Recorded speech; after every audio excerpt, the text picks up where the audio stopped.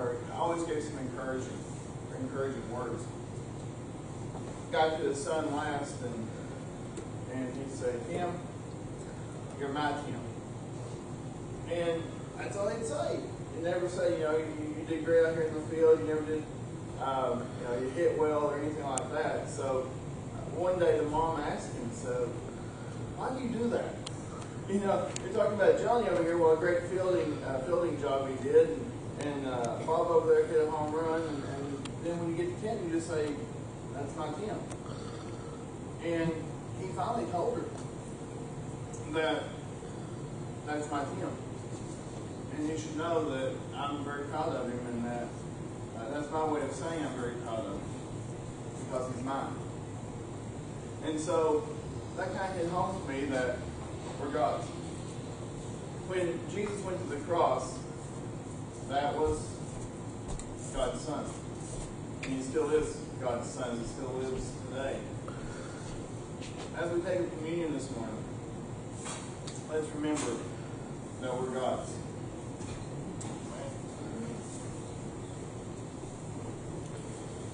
Therefore, would go ahead and stand with me as we sing Holy Grail. Listen to the words of the song.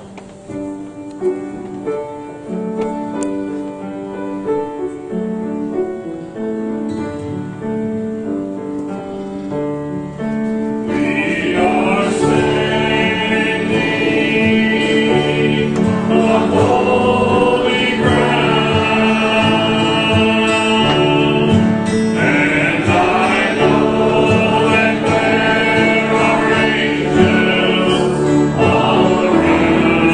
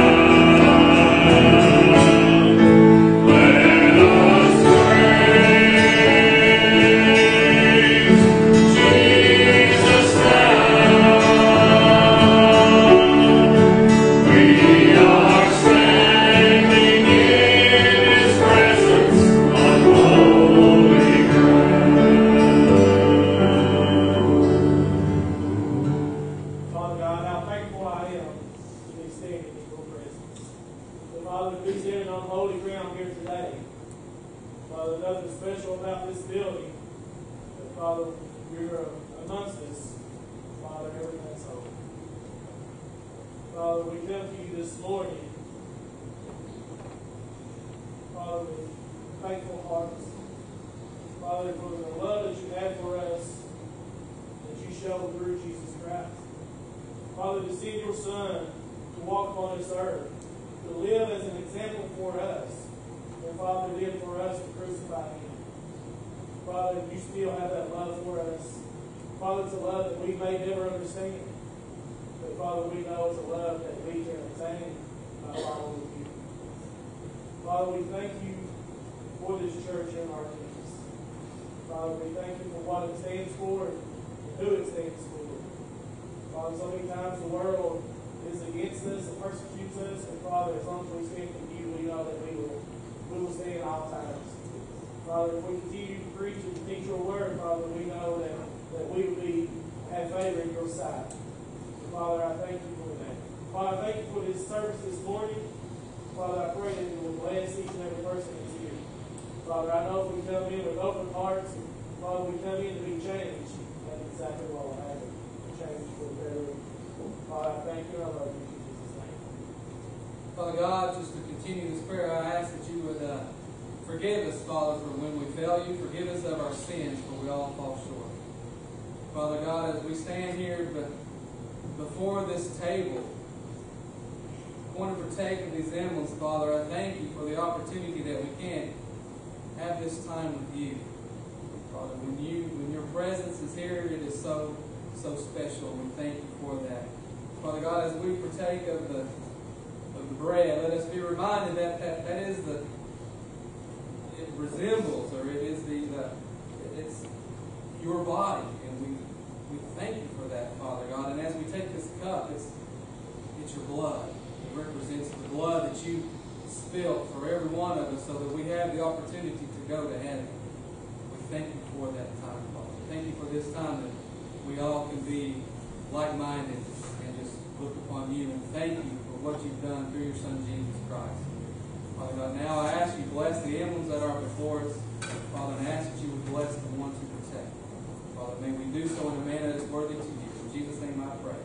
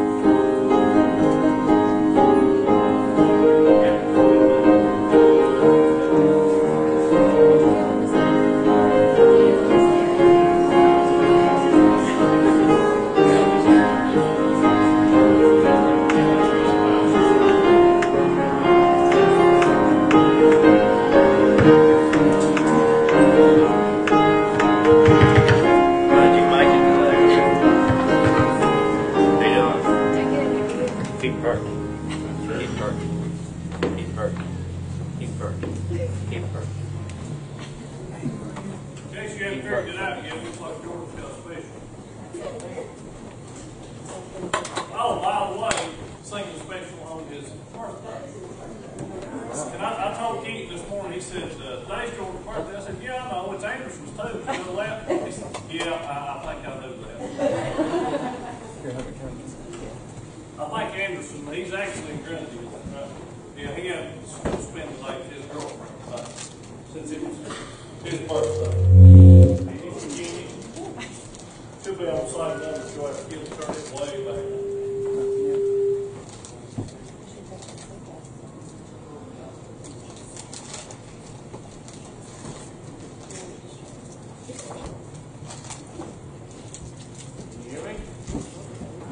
No.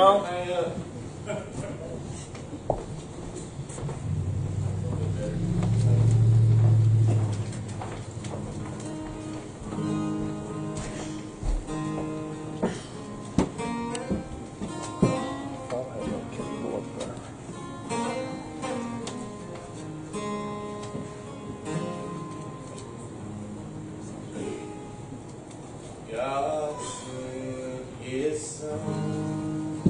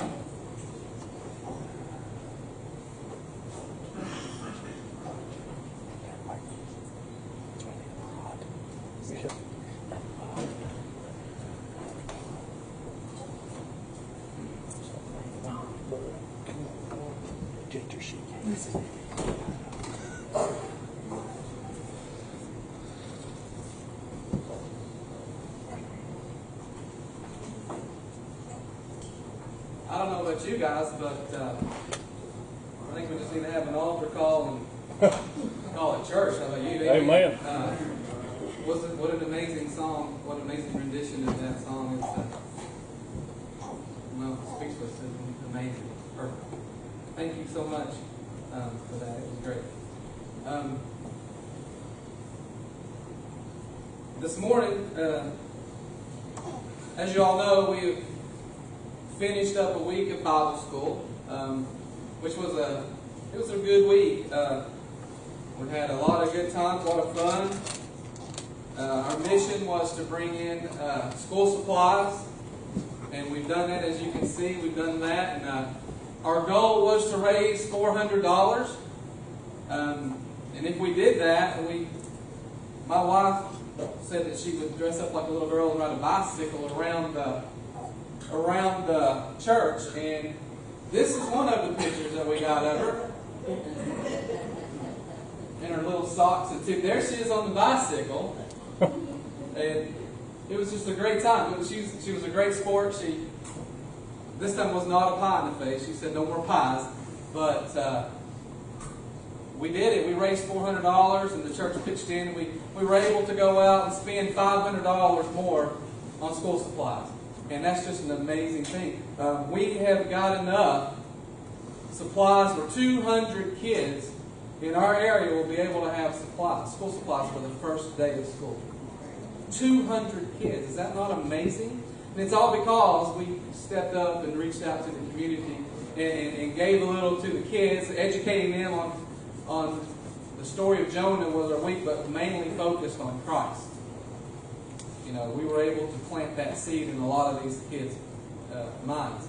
And that's an amazing thing. And I want to thank you for those of you who helped, who came out to help cook, clean, decorate, whatever it was. Thank you so much. And I'm not going to try to list names because I'll forget somebody.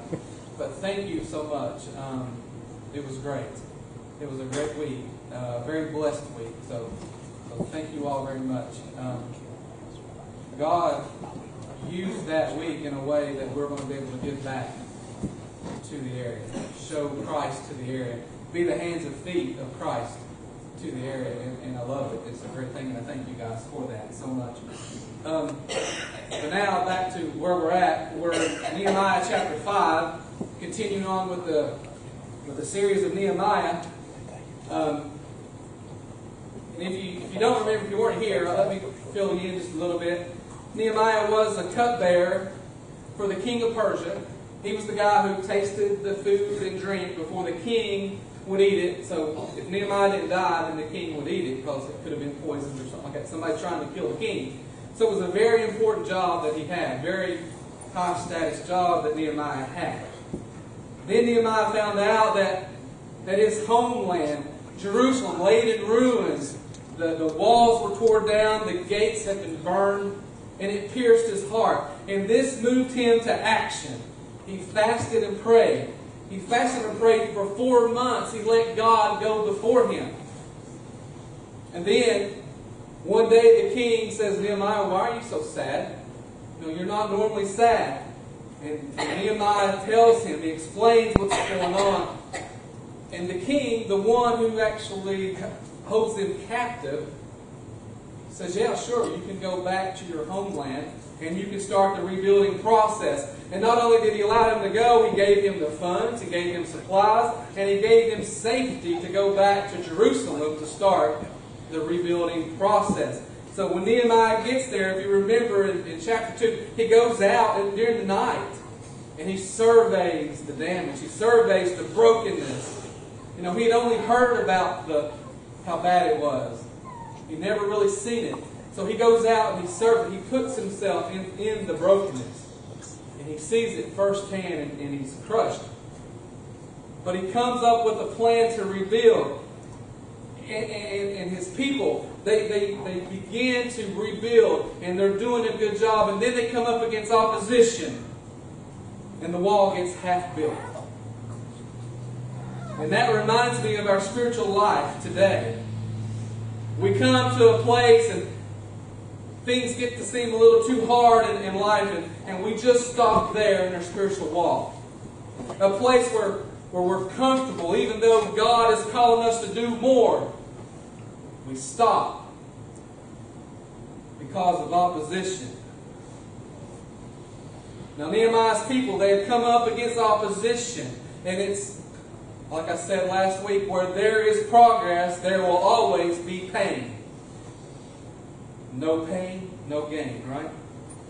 Things aren't always going to be easy. And when we decide to stand for Jesus, it's a fact that we will face opposition.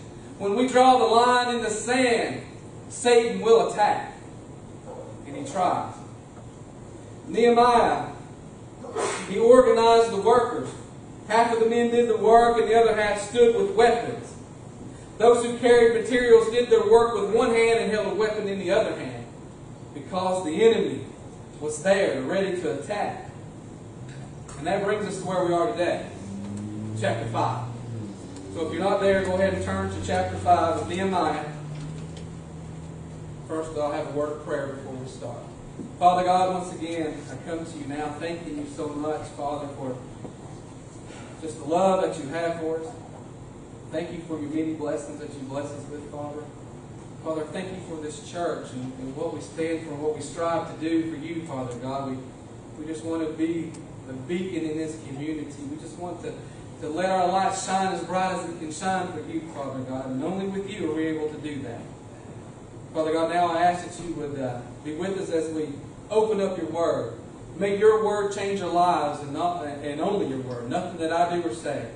Nothing at all, but it all is from you, Father. Father, I give this day to you. I thank you. In Jesus' name I pray. Amen. But chapter 5, verse 1. And there was a great outcry of the people and their wives against their Jewish brethren. And stop right there. Against their Jewish brothers. Their own people. You know, sometimes it's the hardest to get along with our Christian brothers and sisters. As we learned in chapter 4 last week, the enemy couldn't stop them from the outside. So this week we see him trying to stop them from the inside. And it's not just in the book of Nehemiah. It's throughout the history of the church. Paul warns the Ephesians against the savage wolves that are going to come into the church. Paul knows. He warns us. If we as a church are going to move forward and be a beacon in this community, there are going to be times we'll have to deal with issues from within the church. Move on to verse 2 and down. For there were those who said, we, our sons and our daughters, are many. Therefore let us get grain that we may eat and live. There were also some who said, we have mortgaged our lands and vineyards and houses that will not buy grain because of the famine. There were also those who said, we have borrowed money for the king's tax on our lands and vineyards. Yet now our flesh is as the flesh of our brethren, our children as their children, and indeed we are forcing our sons and our daughters to be slaves, and some of our daughters have been brought into slavery. It's not in our power to redeem them, for other men have our lands and vineyards. And let's stop right there. So here it's easy to spot the problem. They were facing financial problems, and when a nation would come in and take over, they would leave behind the poorest people. They would take with them the richest and the wisest people and leave behind the poorest people. So many of these people had lived in poverty for generations. They were struggling financially. Many ideas and propositions crumble over financial strains. Many marriages fall apart due to financial problems. And I've heard stories of siblings who never speak again after the will of their parents has been read. It's all about the money. One reason there might be a financial struggle is that all the men had been working on the wall and they hadn't been working at their jobs. And another problem is that there is a famine in the land. And what food is available is being sold at a very high price. And then the third problem is that they're complaining about is having to pay the king's tax. You know, the king did let them go. He let them come back home. But they were still subjected to the Persian Empire. And they are required to pay these exorbitant taxes. And as a result of these things, there were people who just couldn't make ends meet and were going out and borrowing money by mortgaging their homes and fields. And when that didn't work, they mortgaged out their kids, their children, and they were selling them as slaves. Times were pretty dire. The ones there who were loaning the money, they were doing it at such a high interest rate. And this was Jewish people doing it to their own people from within.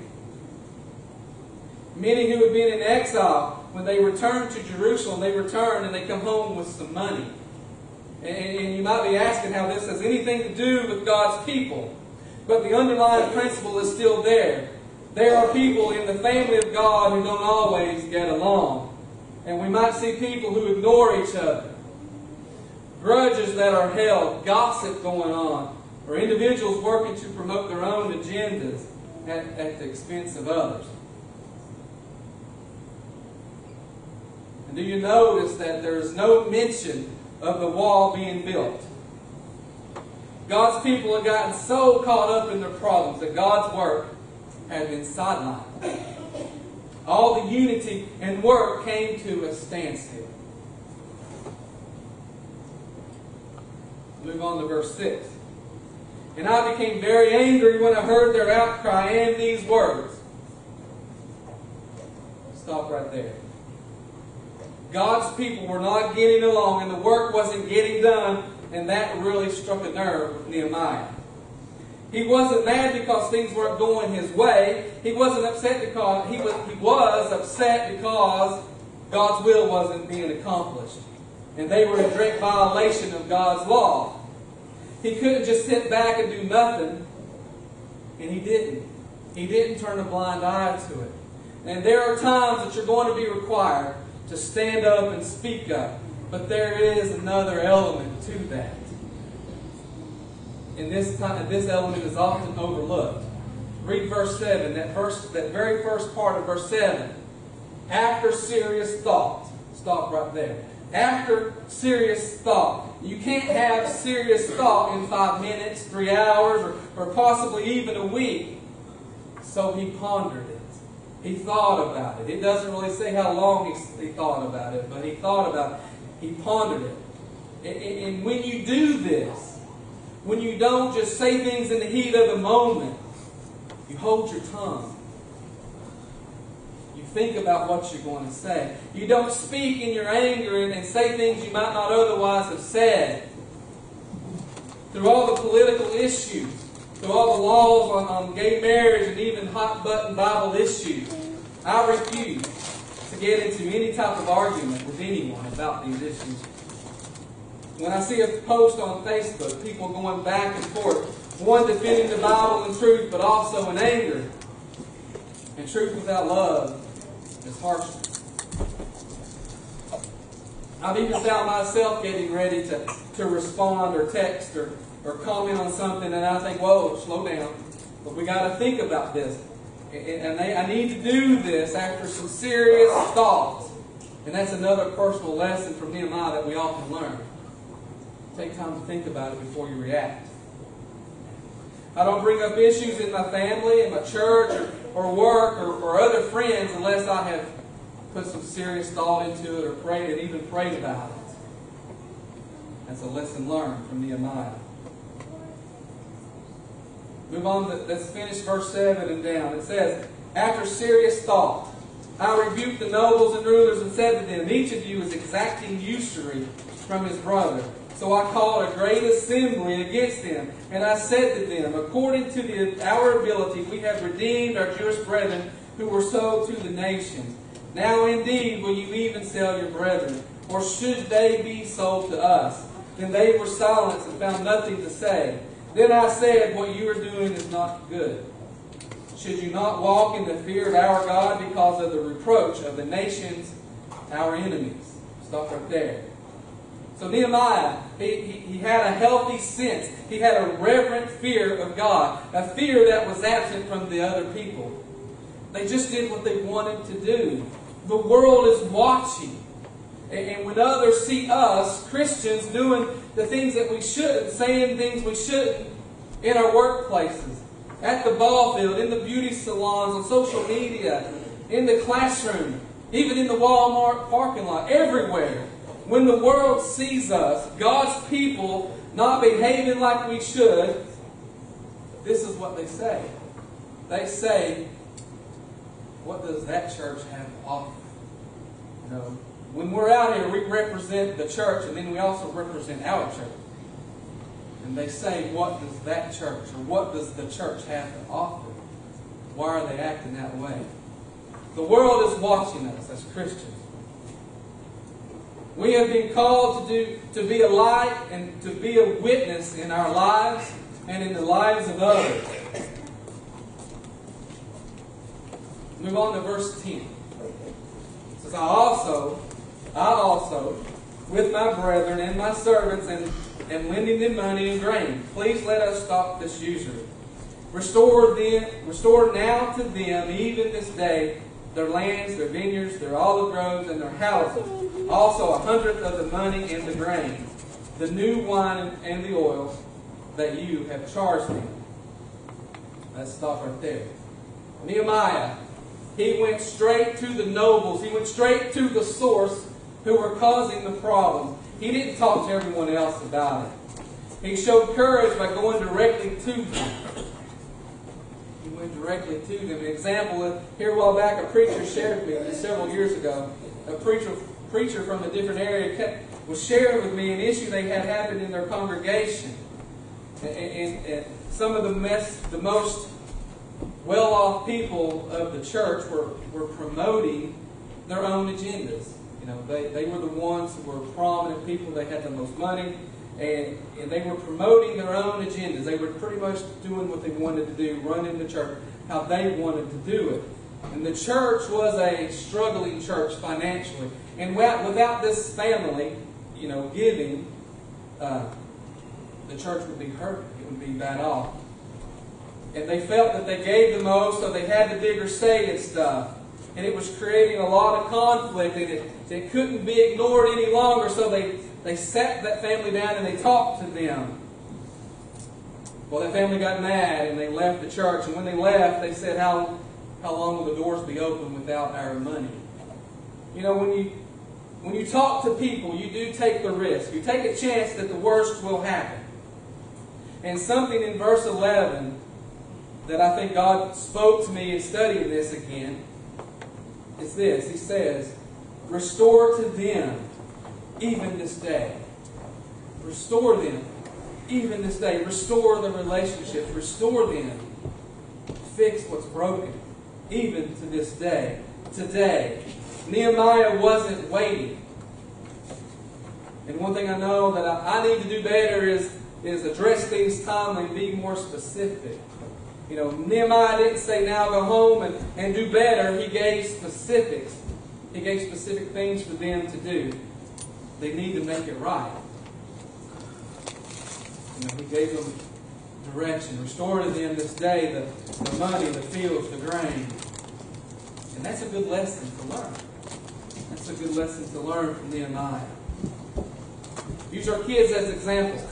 If we tell them that they have been doing something that is wrong and a change needs to happen, we must be specific on what needs to change. Without a specific plan, nothing is going to change. Nehemiah gave them a specific plan. Let's read on, see if it worked. Verse 12. So they said, we will restore it, and we'll require nothing from them. We will do as you say. Then I called the priest and required an oath from them that they would do according to this promise. Then I shook out the fold of my garment and said, so may God shake out each man from his house and from his property who does not perform this promise. Even thus may he be shaken out and empty. And all the assembly said amen. And praised the Lord. Then the people did according to this promise. So they took an oath. They took an oath. They were going to be held accountable if they didn't follow the promise, if they didn't uphold the promise that they made. They were going to be held accountable. And as an elder of this church, I have made a promise to the board, and it's going to require accountability. They will hold me accountable. And what keeps us from going to someone? What keeps us from going and talking to someone that has said wrong about you, or whatever it may be? One thing we may say is that it won't do any good. It does no good to go and talk to them. And you know, when I looked all through the Bible, and it doesn't say anywhere that we don't go to someone. Jesus says, go and talk to them. But then we say, me? Go to them? I didn't do anything wrong. They should be coming to me. And so the struggle, the conflict continues. Whether you have wronged them or they've wronged you, we are instructed to go to them. Nehemiah, he wasn't really involved in the things that were going on. He could have just sat back and said, not my problem. They made bad decisions, or it's their money, they can do what they want with it. But no, he didn't.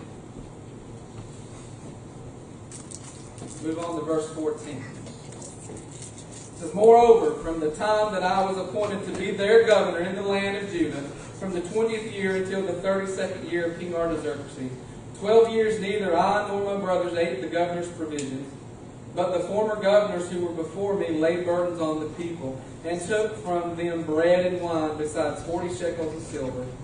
Yes, even their servants bore rule over the people, but I did not do so, because of the fear of God. Indeed, I also continued to work on this wall, and we did not buy any land. All my servants were gathered there for the work. And at my table were 150 Jews and rulers, besides those who came to us from the nations around us. Now that which was prepared daily was 1 ox and 6 choice sheep. Also fowl were prepared for me, and once every 10 days an abundance of all kinds of wine. Yet in spite of this, I did not demand the governor's provisions, because the bondage was heavy on this people. Remember me, my God, for good according to all that I have done for this people. So we find here a model. We find a model of a person who put the interests of others above himself. You know, how I wish our government would take a page from Nehemiah's book. He wasn't there to enrich himself. The model of a servant serving others out of reverence for God, out of love for people, that leads to good works. Paul says in Philippians 2:15, to a church that was struggling, arguing, and fighting, he says this, that you may become blameless and harmless children of God without fault in the midst of a crooked and perverse generation, among whom you shine as lights in the world. Look at Jesus and look at his model. It's the same that we see in Nehemiah. And what we see in Nehemiah is what we see in Jesus. He had a position of status and power to do what he wanted, but he gave up his rights and he gave up his power. He gave up his status. He humbled himself and came and served. The one who never did anything wrong came to serve those who did. Jesus Christ is our model. Jesus Christ is the model we should follow daily. For this church to be a light in our community, to serve others as Jesus did for us to grow spiritually, we must model this in truth and in love. Now, as the ladies come forward for invitation, I open this up to you. This is your choice. You can choose today to serve others, to go into the community and show Christ in you. This Wednesday we have a community event coming up where we can give out these school supplies kits to the kids who need it.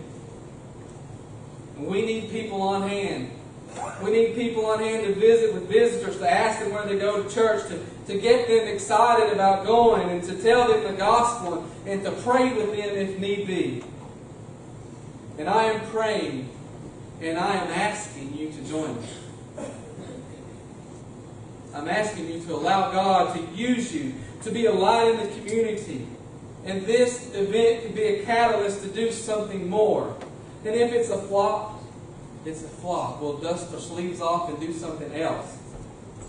But we have to try. We want to be a light to the community. We have to give back to the community. We have to be the feet and hands of Jesus Christ. And this little project that God has blessed us with will give us that opportunity to do so.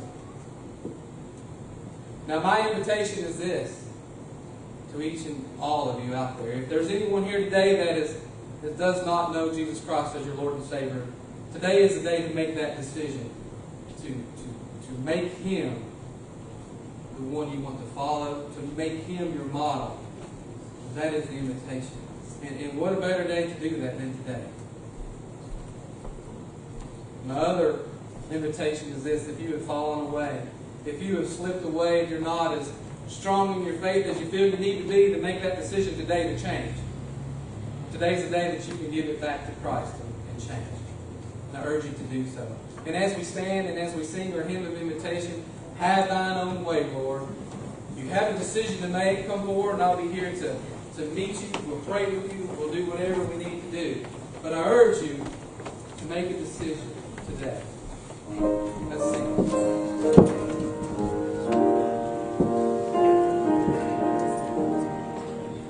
Have thine own way, Lord, have thine own way.